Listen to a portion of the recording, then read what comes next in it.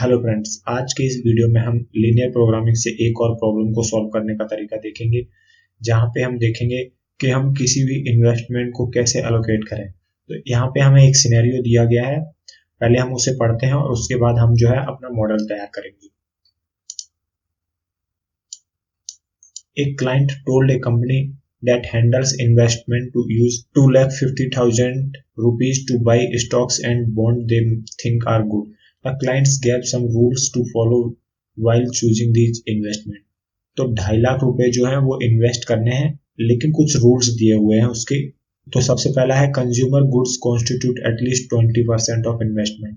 मतलब consumer goods में जो है एटलीस्ट 20% इन्वेस्ट करना है, जो कि हमारा 2.5 लाख है, उसका 20% इन्वेस्टमेंट कंज्यूमर गुड्स में करना है। दूसरा जो है हमारे पास at least 40% of investment is planned in bank stocks, और जो है एटलीस्ट 40% इन्वेस्ट करना है बैंक स्टॉक्स में।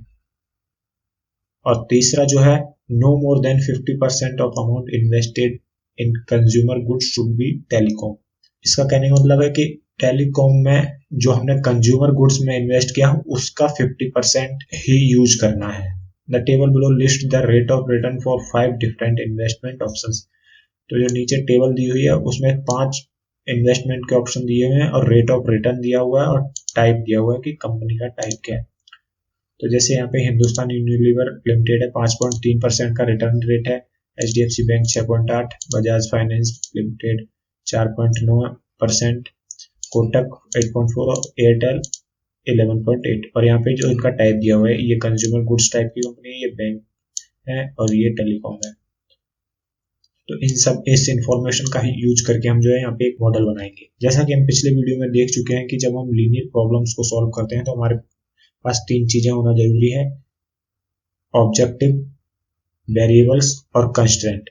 तो सबसे पहले जो है हम वेरिएबल्स लिख लेते हैं यहाँ पे। पिछले वीडियो में हमारे पास 2 वेरिएबल्स होते थे, लेकिन यहाँ पे हमारे पास 5 वेरिएबल्स हैं जिनमें हमें अमाउंट को बांटना है। तो इनको जो है हम यहाँ पे x1, x2 इस तरीके से जो है x1 से लेके x5 तक इनको मान लेते हैं, और ये जो है हमारे वेरिएबल्स हो जाएंगे। तो इनको मैं यहाँ पे लिख लेता हूँ, ये पांचों जो है हमारे वेरिएबल हो जाएंगे। ट्रांसपोज करके यहाँ पे लिख लेता हूँ मैं इनको। और इसमें जो है इन पांचों में हमें इन्वेस्टमेंट को अलोकेट करना है। तो हमें कितना अमाउंट किस में डिवाइड करना चाहिए वो यहाँ पे हमें पता करना है। तो एग्जांपल के लिए अभी मैं यहाँ पे 100 रुपए सबको अलोकेट कर देता हूँ। ये जो है अभी हमारा डमी नंबर है।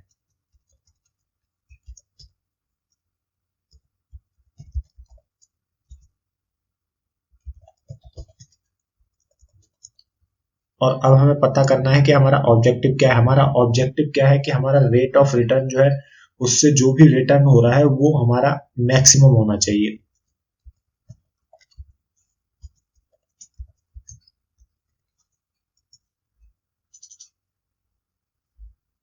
तो उसको निकालने के लिए हम क्या करेंगे, तो हमें इन सब का जो है रेट ऑफ रिटर्न दिया हुआ है, तो हम यहाँ पे लिख लेते हैं रेट ऑफ रिटर्न। तो लिखने के लिए मैं क्या करूंगा, यहाँ से इसको कॉपी करूंगा और ट्रांसपोज करके पेस्ट कर दूंगा। तो x1 के नीचे मेरा ये रिटर्न परसेंटेज है, x2 का रिटर्न परसेंटेज ये है, x3, x4 और x5 का रिटर्न परसेंटेज ये है। अब मुझे जो है यहाँ पे रेट ऑफ रिटर्न से कितना अमाउंट निकल के आ रहा है वो निकालना है। तो वो किस तरीके से निकाल सकता हूँ, मान लीजिए मेरे पास 100 रुपए मैंने इन्वेस्ट किए, उस पर 5.3% का रिटर्न हो रहा है, तो मैं 100 को मल्टीप्लाई करूंगा 5.3% से।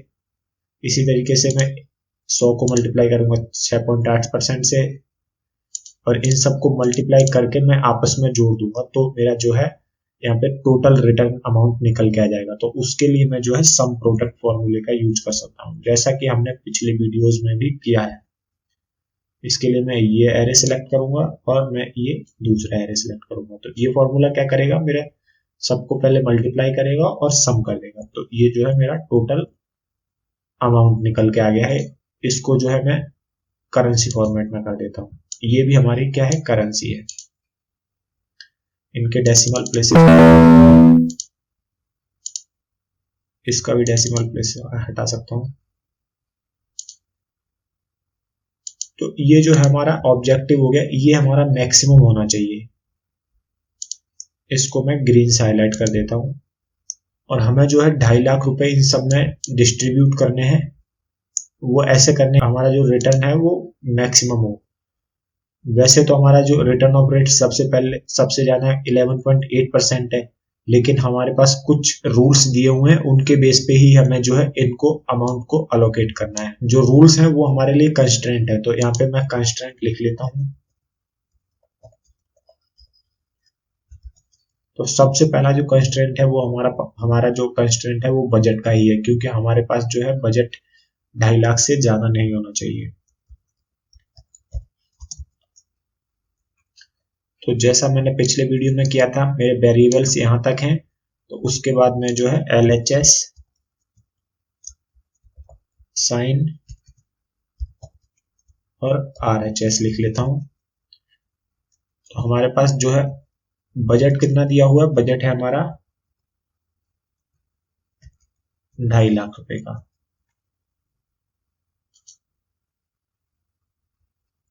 ये 2.5 लाख रुपया जो है हमारा इन पांचों में अलोकेट करने के बाद में ये जो टोटल अमाउंट जो भी है वो 2.5 लाख से ज्यादा नहीं होना चाहिए। तो मैं यहाँ पे टोटल अमाउंट किस तरीके से निकालूंगा, वैसे तो डायरेक्ट इनको सम भी कर सकता हूँ, लेकिन मैं यहाँ पे क्या करूंगा, जैसा पिछले वीडियोस में हमने किया था, मैं यहाँ पे एक फिल कर दूंगा सारी जगह पे, और हम सम प्रोडक्ट फॉर्मूले का यूज कर लेंगे। उसके लिए मैं इस एरे को सिलेक्ट करूंगा और F4 से जो है इसके फ्रीज कर दूंगा मैं, और मल्टीप्लाई कर दूंगा मैं 1 से। तो ये फॉर्मूला क्या करेगा, इन सबको 1 से मल्टीप्लाई करके सम कर देगा। तो यहाँ पे जो है मेरा अमाउंट अलोकेटेड अमाउंट आ चुका है, जो कि 500 रुपए है। तो ये जो मेरा ये जितना भी अमाउंट है वो जो है 2.5 लाख से छोटा होना चाहिए। मेरी कंडीशन ये है कि छोटा या इसके बराबर होना चाहिए। तो this amount should be less than और इक्वल टू 2,50,000। दूसरा कंस्ट्रेंट हमारा क्या है, consumer goods constitute at least 20% of investment. तो मैं यहाँ पे लिख लेता हूं कंज्यूमर गुड्स 20% होना चाहिए। तो मेरा कंज्यूमर गुड्स का इन्वेस्टमेंट कौन सा है, मेरा हिंदुस्तान यूनिलीवर लिमिटेड, यानी कि X1 जो है मेरा कंज्यूमर गुड्स है। इसको जो भी इन्वेस्टमेंट हम अलोकेट करेंगे वो मेरा बजट जो है उसका 20% या उससे ज्यादा होना चाहिए, एटलीस्ट 20% होना चाहिए इस बजट का। तो यहाँ पे जो है मेरे मेरे को केवल कंज्यूमर गुड्स का जो है इन्वेस्टमेंट निकालना है। वो कितना होगा मेरा, इसका जो 20% मल्टीप्लाई 20%। तो मतलब मैं जो भी अमाउंट कंज्यूमर गुड्स को अलोकेट करूंगा या X1 को अलोकेट करूंगा, वो मेरा जो है 50,000 या उससे ज्यादा का होना चाहिए। तो मेरा सिंबल हो जाएगा ग्रेटर देन और इक्वल्स टू, एटलीस्ट 50,000 होना चाहिए। और यहाँ पे मेरे को अब अमाउंट निकालना है। इसके लिए मैं क्या करूंगा, इसी फॉर्मूले को नीचे ड्रैग कर दूंगा। अब मेरे को यहाँ पे जो है केवल कंज्यूमर गुड्स का जो है अमाउंट चाहिए। तो क्या करूंगा, मैं केवल यहाँ पे 1 लिख दूंगा इसको। तो मेरे पास जो भी अमाउंट यहाँ पे है वो आ जाएगा। इस फॉर्मूले को अगर मैं F2 करके देखता हूँ तो मेरी ये रेंज है और ये रेंज है। ये फॉर्मूला क्या करेगा, इसको इससे मल्टीप्लाई करेगा, तो 100 को इससे मल्टीप्लाई करेगा, प्लस 100 को 0 से, फिर 100 को 0 से, इस तरीके से मल्टीप्लाई करेगा। तो मेरे पास वही आंसर आएगा जहां पे मैंने 1 लिखा है। तो केवल 1 मैंने कहां पे लिखा है, कंज्यूमर गुड्स वाले इन्वेस्टमेंट में। तो यहाँ पे केवल मेरे पास कंज्यूमर गुड्स का इन्वेस्टमेंट का ही टोटल आएगा।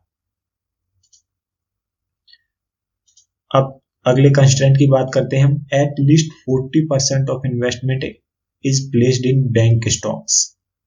40% इन बैंक स्टॉक्स। तो बैंक के स्टॉक्स हमारे पास कौन कौन से हैं, ये तीनों जो है हमारे पास बैंक के स्टॉक्स हैं। इनको जो भी अमाउंट हम अलोकेट करेंगे वो मेरा एटलीस्ट 40% होना चाहिए। ये जो अमाउंट है इसका 40%। तो यहाँ पे क्या करूंगा, मैं इसको मल्टीप्लाई करूंगा 40% से। इसका मतलब है कि मैं बैंक स्टॉक्स में 1 लाख रुपए या उससे ज्यादा का इन्वेस्टमेंट कर सकता हूं। तो this should be greater than और इक्वल्स टू 1 लाख। अब मुझे यहाँ पे जो है केवल बैंक स्टॉक्स के अमाउंट का सम चाहिए। तो क्या करूंगा, मैं इसी फॉर्मूले को नीचे ड्रैग कर दूंगा और मेरे बैंक स्टॉक्स कौन कौन से हैं, X2, X3 और X4 मेरे बैंक स्टॉक्स हैं। तो X2 में 1 लिख दूंगा, X3 में 1 लिख दूंगा और X4 में 1 लिख दूंगा। तो मेरे पास केवल इन्हीं 3 का सम आएगा यहाँ पे।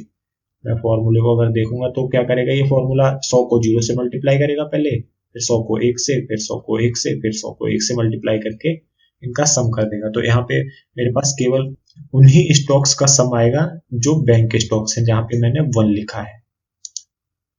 अब बात करते हैं हम अगले कंस्ट्रेंट की। तो अगला कंस्ट्रेंट है no more than 50% of amount invested in consumer goods should be telecom. इसका मतलब है टेलीकॉम में हम जो भी अमाउंट इन्वेस्ट करेंगे वो मेरा कंज्यूमर गुड्स के 50% अमाउंट से ज्यादा नहीं होना चाहिए। तो उसको निकालने के लिए मैं क्या करूंगा, इसको मैं मैथमेटिकल अगर फॉर्म में देखूं तो किस तरीके से लिख सकता हूं कि मेरा X5 यानी टेलीकॉम वाला जो अमाउंट है X5 should be less than or equal to 50%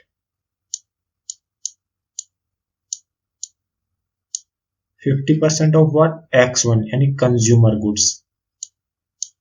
X1 मतलब मेरा X5 जो है वो 50% ऑफ X1 से छोटा या उसके बराबर होना चाहिए।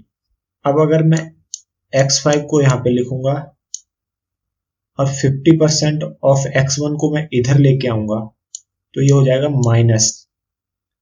जब मैं इसको इधर लेके आऊंगा तो ये माइनस में कन्वर्ट हो जाएगा, माइनस 50% ऑफ X1। यहाँ पे X इसका मतलब है मल्टीप्लाई, ऑफ का मतलब multiply. This should be less than और इक्वल टू, यहाँ पे अब क्या बचेगा, 0। इस तरफ मेरा क्या बचेगा, 0। अब अगर मैं इसको देखूं तो मेरे पास यहाँ पे क्या बचा, यहाँ पे क्या है, यहाँ पे कुछ भी नहीं है। इसका मतलब यहाँ पे 1 है, ठीक है। X5 के साथ में 1 है, माइनस X1 के साथ में मेरा माइनस 50% है। तो X5 की जगह मैं 1 लिख दूंगा यहाँ पे, जो मैं जैसा कि मैं लिख लेता हूं, no more 50% of consumer goods.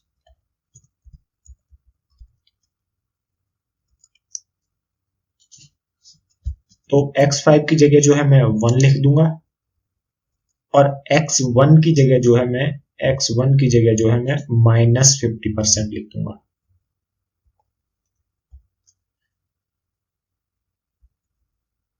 और मैं सेम इस फॉर्मूले को नीचे ड्रैग कर दूंगा और मैं ये कंडीशन यहाँ पे लेस देन और इक्वल टू क्या है मेरे पास, 0। तो मतलब यहाँ पे जो भी अमाउंट है वो 0 या उससे छोटा होना चाहिए।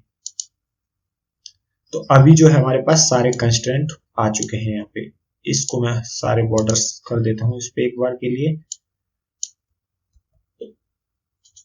तो अब जो है मैं अगर यहाँ पे अमाउंट अलोकेट करूंगा और मेरी यहाँ पे मैं चेक कर सकता हूँ कि मेरी कंडीशंस फुलफिल हो रही हैं या नहीं हो रही हैं। मैं जाऊंगा डेटा टैब में, सॉल्वर पे क्लिक करूंगा। सॉल्वर पे क्लिक करने के बाद सेट ऑब्जेक्टिव सेट करना है। ऑब्जेक्टिव मेरा ग्रीन हाईलाइट है यानी कि ये वाली सेल, इसको सिलेक्ट कर लूंगा। इसको मुझे मैक्सिमम रखना है जो कि ऑलरेडी सिलेक्ट है यहाँ पे, max by changing variable cells. अब मेरी वेरिएबल सेल कौन सी है, मेरी वेरिएबल सेल्स ये वाली है। इन सेल्स को चेंज कर करके देखना है हमें। तो सॉल्वर क्या करेगा, इन सेल्स को चेंज कर करके देखेगा। कंस्ट्रेंट्स मतलब कंडीशंस हमारी क्या क्या है, तो उसके लिए मैं ऐड पे क्लिक करूंगा। ऐड पे क्लिक करने के बाद मैं सेल रेफरेंस मेरा this should be less than और इक्वल टू, जो कि ऑलरेडी सिलेक्ट है यहाँ पे, दिस ऐड।